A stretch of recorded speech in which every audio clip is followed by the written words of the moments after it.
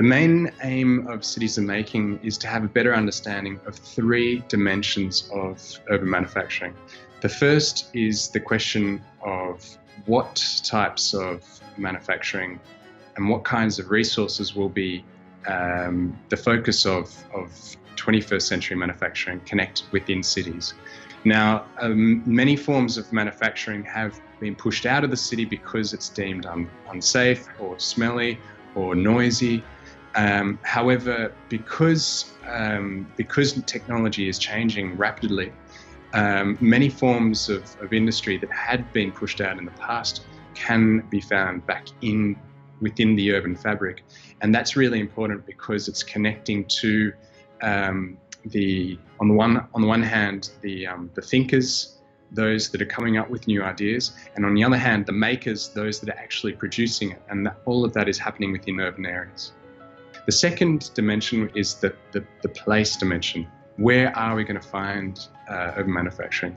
In the past, and particularly as a result of 18th and 19th century industry, manufacturing was pushed into certain kinds of zones or districts. But now, with new forms of technology, a lot of manufacturing can happen in very central and urban areas. We have 3D printers, which are the size of a very small printer, which could produce some very critical parts, particularly in the areas of health, such as producing body parts.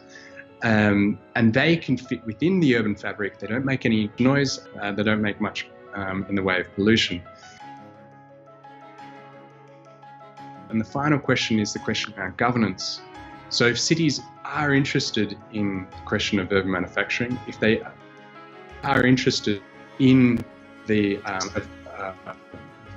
productive element of their cities, there is a question of how that is physically integrated into the city through the governance process, because that is linked to education, it's linked to subsidies, it's linked to certain levels of protection, it's linked to universities, research and development.